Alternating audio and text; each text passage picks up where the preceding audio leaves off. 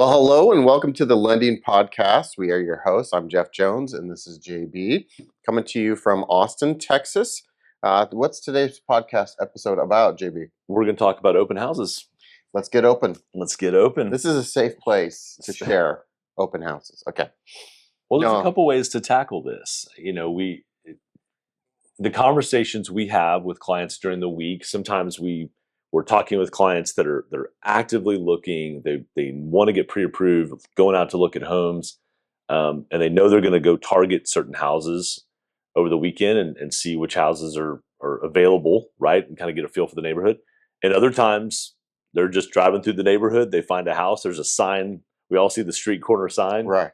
And it says arrow this way, and we just pop in on a Sunday afternoon at 2:00 and visit a home. So we're just going to talk a little bit about what's going on with our buyers out there and what our agents are saying, some of the things that the feedback we're getting of the activity, because there's been a lot more activity at these open houses. There has been. We had a weird lull for a while where a lot of people weren't doing open houses, obviously during COVID. They're just listing the property without open houses because they don't want people walking through that could be sick. But then that carried over for a long time, even after the big COVID bust basically was up. And there was a lot of agents still not doing open houses. But now I do see that traction too. So if you're a buyer out there and you're like, I want to, we're itching to buy a home in 2025 or maybe even in December, and we want to, the houses are getting showed now. I can walk in. So what do we need to just encourage you to do to prepare for that? I think that a lot of people go into open houses as kind of like their first step. It's like, hey, my wife and I, or whoever, or, I want to buy my first home. And I just want to check out houses. I don't want to deal with relationships. I don't want to commit to a realtor. I don't want to commit to a lender yet. I just want to see what is out there. Right? Yep. Does that seem like what a lot of people do if it's their first open house showing? Yeah, and some of the feedback that I get from even our real estate agent partners is a lot of times buyers will come through the house and they're very standoffish. It's kind of like going into a retail store and the person says, "Can I help you find something?" No. I'm just looking. And there's nothing wrong with that.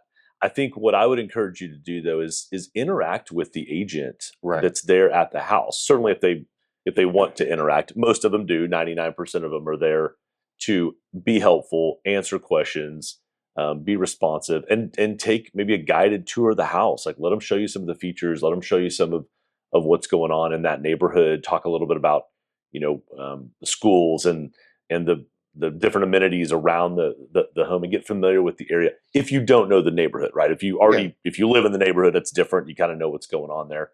But I think the interaction in the open house is important to also find out if perhaps that open house agent who's holding that home open is someone that you might want to work with. Right. Because that's a lot of times how our real estate agents are building their client base with open houses. Yes, they're trying to sell the home that they're holding open for their seller, of course, but they're also meeting with and interacting with potential buyers that are coming through. And those agents have, a lot of times they're seasoned agents. They have good resources. They have good, a sphere of influence, and they can help you as a buyer, direct you. Even if that's not the home, you walk into an open house, you're like, yeah, this only has 3 bedrooms. I need 4 bedrooms. That's okay. Interact with that agent. They're going to know about other properties potentially. That's a good point. Like, hey, I know you seem to like this house. But you want a bigger yard. There's one that's a similar footprint, same size, with a bigger yard for sale in this neighborhood. Yeah, I like that. Realtors have a pulse for what's out there. And I think that just encouraging people to be brave, ask the questions that you are thinking instead of being shy and not getting the answers. So I think I like that because you do have an industry expert. Yes. That's right on site. And so take advantage of their knowledge. Yes. Those listing agent realtors do know the comparables in the area. For sure. And that's a part of their job to get that pricing right. So before an open house began, that property had a sit down with the seller and they went over what they think the right price is, what they want described in the house. So ask the real estate agent those questions like, hey, what did the seller want us to know about this house? there's great cheat sheets online of like questions to ask when you visit an open house. Sure. Basically, it's going to be, what features are different than other things? What's unusual about this house? What makes it better? Um, pricing wise, is it occupied? Is a big question. Because if it's unoccupied, then you could actually move faster on a closing of a Hmm. loan. Sometimes there's more incentive for the seller because they're paying taxes on a property if Hmm. they're not in it. So they do have financial burdens that are not, just sitting there month over month. So it's good to know all these things. Ironically, shout out Jason Soto. He was my realtor we found at an open house. Oh So wow. when Janine and I were looking for houses to buy, he was sitting at the counter, and he was actually, I think he was helping out his other friend in his shop. She wasn't able to be there, so he was just there to do the open house for her. And he's like, "Hey, do you guys have a realtor?" We're like, "Not really." He's like, "Well, I could tell the chemistry's good between us. Do you want me to represent you?" Yeah, that's great. And then we shopped like 30 other houses. And the funny part is, we bought the one we met him in I don't think I after knew that. looking at like No way. 30 other That's houses. So interesting. we put him through the ringer You of actually undecisiveness bought the house that you walked that we into. met him Yeah, in. that's pretty rare, actually. It was pretty funny. It's pretty rare. Yeah, that's Well, awesome. they had a huge price drop because it sat for, Yeah, yeah. another week and they wanted to move it. So, Oh yeah. So yeah, that was no, 2019, 2018, 2018. 2018. Yeah. Yeah, we closed that in March Back in the good 2018. old days. No, I'm kidding. It's still the good old That days. was during a price drop. So Yeah, houses were dropping in price. It was, the last price drop we had in five yeah. years. And They call it a price improvement now. yeah, rates weren't great. Like Yeah, our first rate was almost six, right. and that's what you got me. I think it was like 5.75. It was under the average. But then of course we refinanced. But yeah, no. So you never know with an open house, I think, is you don't know the people you're gonna meet might be your partners. And I Yep. think that's a good point. And the other thing too, as a prospective open house attendee, Hmm. right? So you're walking into someone's home. Flip the script for a second. So let's say that you owned that home. And of course, during the open house, the owners typically are not on site, right? The Right. owners have left and the agent is holding the house Because open. that can get awkward. It could get a little awkward. I'm sure that happens occasionally, but Yeah. not typically. Yeah. Um, the owners want to know who's gone through their house, Hmm. right? So if there's a sign-in sheet, I encourage you sign in, Right. leave your information, if your email or phone number. The agent also wants to know who they're interacting with. There's some safety concerns there as well. So just Hmm. interact with the agent, put your information down. The agent will probably follow up with you, and it's okay to say, "Hey, we're not in the market now," or "Actually, we are in the market." So that's also accountability the agent to the seller, so that they can give feedback to the seller in many cases of what type of conversations they've had, Right. and then be able to help that seller with, "Hey, there's some things that maybe we would change with the house." Feedback that can help the seller get it sold. So I always just say, put yourself in that seller's shoes. If you're walking into a stranger's home, um, just know that if you were that seller, you would want to know who came through your property, right? Right. So that's something that's why there's a sign-in sheet in many cases, so that the agent can give that feedback to the seller, right, on who came through their property. So that's nothing weird about that. Just do it. Just sign in. And what Yeah, that does is they're going to kind of keep tabs of you, right? Hopefully they reach out to you. If you put your right. phone number, hopefully you get a phone call, see if you're interested. If you are working with a realtor, that listing agent might contact your realtor That's right. and go, "Hey, I know, John and Mary came through the house yesterday. Are they interested?" Because they're trying to, make things happen. That's right. And if you're not sure, they want to see what would make you sure. It's a sales thing, right? So for people, this is our industry. Also, you and I do this with some of our preferred real estate agents is we provide incentives, like lender incentives on certain houses Yes, that are not just new builds. So sometimes properties with your listing agent might have a lender that's providing incentive if you use that lender, on that property. that's right. So it changes, and our industry is always changing things. Right now, our incentive program is if you use us, we're gonna buy your appraisal for you. Like That's that's right. great. That's right. We'll credit you have to pay it up front, but we'll credit you at the closing. That's right. Um, and some lenders have relationships with your agents that might have other incentives, and it's good just to know if they're there because that might sway you from one lender to another. If you're like, hey, this is a local lender, he's got incentives on this property Hmm. that's going to help me out close this. I want to talk to him and see if he can get me pre-approved for this property. And then you know the scenario of your monthly payment, your cash to close, and any other incentives that might be there to help out. Yeah, and if you're really serious about buying a home, and you touched on this, you and Janine went to an open house, of course, saw other properties, then Yeah, came back to that house. I didn't realize that. That's a yeah, crazy story.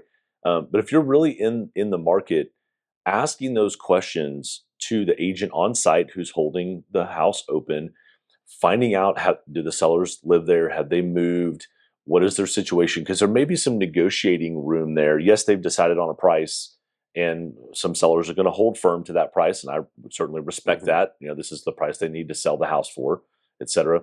But there's others that do have negotiating power, and so right, you touched on monthly payments and budget.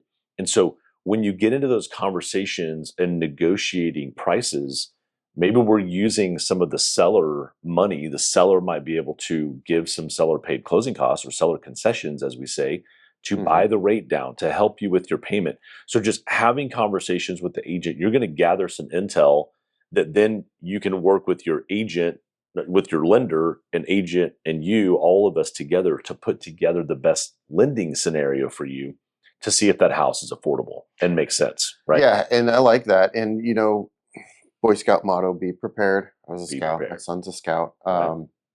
Big fan. But if you're going, like, if you walk out that scenario of, I'm going to see some open houses this weekend, so you're going to check out open house on Saturday or Sunday, and maybe it's like your dream home. You don't want to lose this house. And so you want to put an offer in, but you're concerned that you're not sure what the monthly payment and closing costs will be.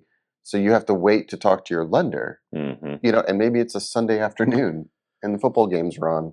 Yep. And is your lender available for a phone call or text, or do you have to wait till Monday, then try to talk to him first thing his business hours, and then figure out if you're going to put an offer in? Meanwhile, other buyers might be putting their offers in on Sunday. Hmm. So you want to consider those situations. You want to know, if you're already prepared and you already have a pre-approval that's almost that scenario, it's not going to deviate other than property taxes probably, Right. and maybe a few minor things.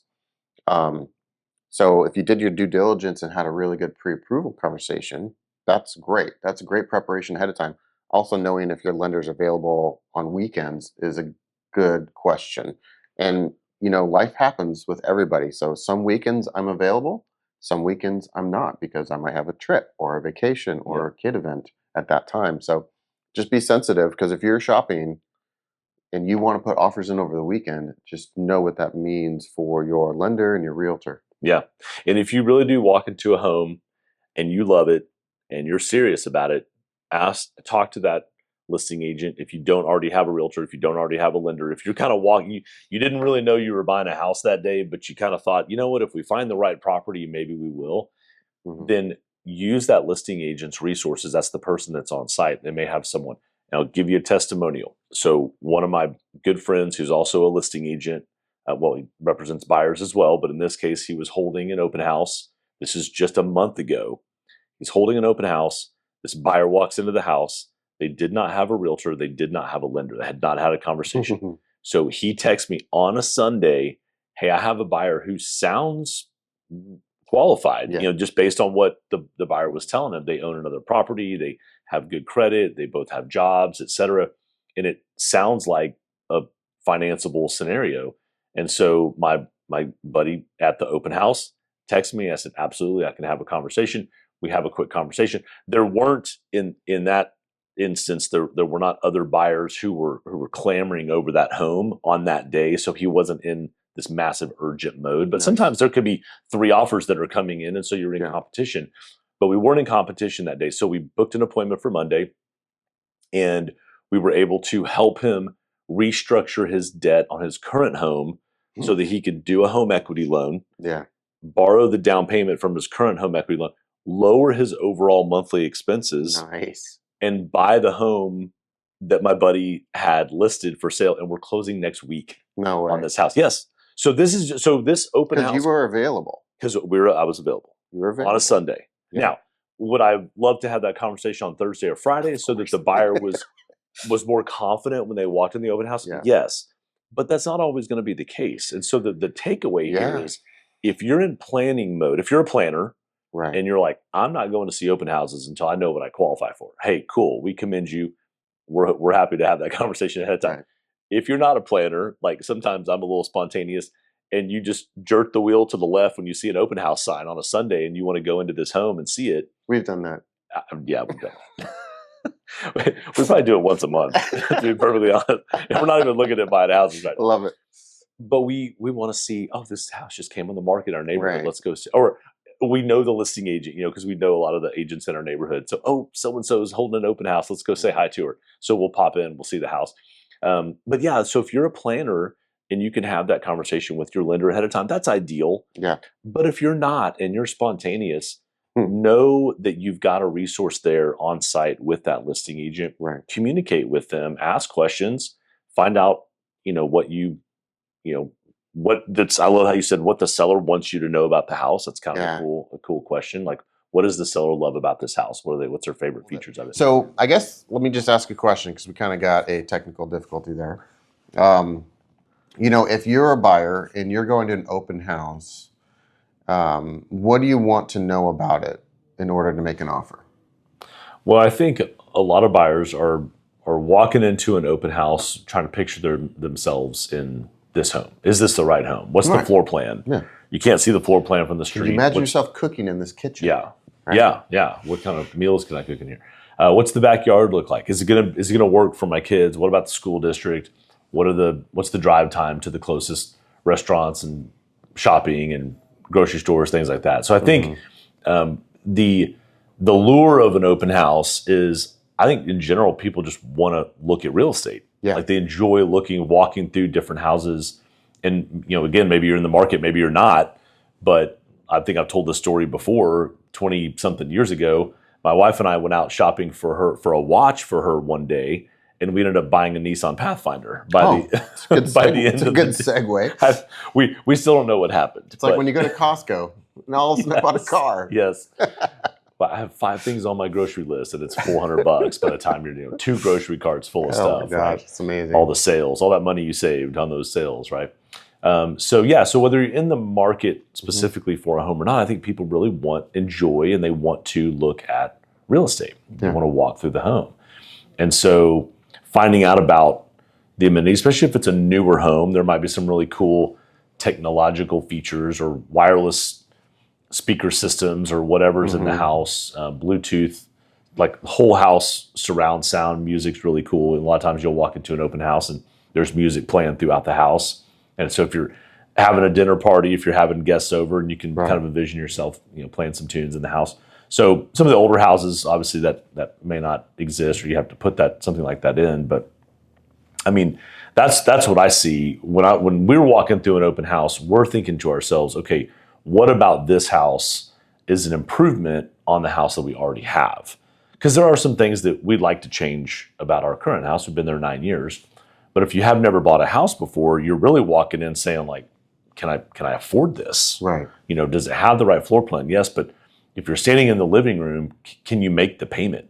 Right. Can you qualify for the loan?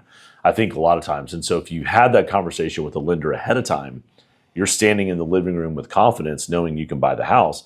If you haven't, have some interaction with the agent that's on site there, who may be able to direct you to a lender to get those answers. I like that, because, it's good to communicate with the agent on site where you're at in the process of home buying. Because for one, you're just one of many people walking through that house. So just be conscious that, if 30, 20, 30, 50 people walk through that house that day, the real estate agent's trying to gauge where people are at, right? And so if they're not ready to buy now, is a very different conversation with, a client than if this might be the house they put an offer in this weekend. So if you're like 6 to 9 months away from buying and you just want to see, what's out there, and you just enjoy going to open houses, it's good for the realtor to know that. Yes. And don't be kind to you, because they're trying to build a future relationship. But if you're a serious buyer, like we want to buy a house this month. That's a great, like, it's good for the listing agent to know that. So the realtor on site, if they know you're looking to buy a house this month, that is a huge piece of information for the real estate agent to know. Let me piggyback on that.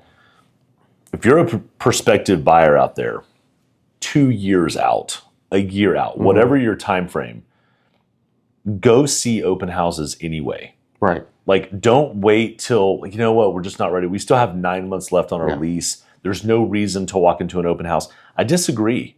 I think you should be out driving neighborhoods. Let's say dream building a little bit. Figure out where you want to be. Have it on your vision board. Hey, when our lease comes up in 9 months, we're going to be ready and we're going to get that home. And it starts today because you've got to have a plan. You've got to have a path. Well, my credit score is not very good. Okay, well let's talk about that. Like, what about your credit score? Well, I had this issue 3 years ago, and et cetera. Or hey, it's actually been a rough year. You know, my spouse lost their job or whatever. Like, it has been a rough year for a lot of people, for a lot of folks. It has, right? Yeah. So I think that's the deterrent of some folks to just even show up. Right. Because you've already disqualified yourself. And I know we talk about that a lot. Like, I just say again, do not disqualify yourself. Go see the open houses. Meet the agent. Go see meet 5 different agents. You know, have some conversations. Find out about the neighborhood. Find out about new houses that may be coming up soon as well. That's the other little nugget you can take away from this, is those agents that are in those open houses oftentimes know about future listings that are coming up. So, this one only has 3 bedrooms, 2 baths, but I've got a house coming up in 2 months that's a 4-bedroom, 3-bath that might suit you better. Right. And it's not a sales tactic per se. It's like they have the information that you're looking for. Right. You know, they could do, you have a need, they can solve that need a lot of times. And so I think that's where the real estate agents that we know, that we work with, they want to be incredibly helpful. Like, they want, whether you use them or not, they want you to get into home. That's why we're all in the real estate industry. We love helping people get into homes. Yeah. On the lending side, of course, that's our side. On the real estate side, the agents we work with are passionate about helping folks find homes. And maybe it's not a resale home. Maybe it's a new home. Maybe it's, a duplex. Whatever the situation is, you want to buy one side of a duplex or buy a duplex, live in one side, rent the other side out. Yeah. Whatever your vision is for yourself and your family, start having those conversations so we can help you get there. Yeah, I like that. I like that kind of as like the final real big thought of what we're talking about is go. Because you're collecting information, right? Yeah. You're also collecting an emotional experience, and the more you go to open houses, the more you'll be able to gauge, your right brain and left brain together because you've experienced more of them, right? So you're able to have kind of a robust discernment of if this is your dream home or not, if the finances are good or not, if the realtor relationships are good or not, if your lender relationships are good or not. And that is experience. Yeah. So build that experience. Yeah, exactly. And so much of what we do, is the numbers. It's the financing part. Right. And of course, if you're not paying cash, you're going to use a lender, right, to help you finance the house. But I would take a little different stab at this too. So when buyers start out with their criteria, okay, and maybe you don't know what those criteria are for you yet. You just know you've got 3 kids and you think you need 4 bedrooms and you'd love to have a backyard. Maybe it's those 2 things. Right. We need 4 bedrooms, we need a backyard. That's it. And those are your must-haves. As you go look at open houses, as you see the features that are available in different houses, the amenities that are available, you start to build your list of must-haves. Oh my gosh, we got to have a covered patio in the back. I love to sit out there on, in nice weather days and either cook or watch sports or whatever your thing is. Like, we love our outdoor living area, and that's a real big thing. We also have a swimming pool. That was a must-have for us, but there's a lot of buyers that absolutely do not want a swimming pool. Right. They're expensive, they're costly, they're maybe dangerous if you have small kids, whatever. And so your list of must-haves, when you form your real estate agent relationship and you give this list to them and say, we need a house that has all 10 of these things, or 8 or 10 of these things, the more specific you are with your list to your agent, the better job they can do for you to find you the right house. Because if you say, we just need 4 bedrooms, well, where, that doesn't really matter. I work from home, so it could be anywhere. Agent plugs that into a the huge database, search. and 5,000 homes come Right. up, right? And you're like, well, now what do we do? Yeah. So we want to be in this school district. We want to be in this neighborhood. We want Right. these type of amenities. And so when I'm coaching and talking to my prospective buyers, kind of coaching them through the process, I always say getting the right house, that's the most important thing.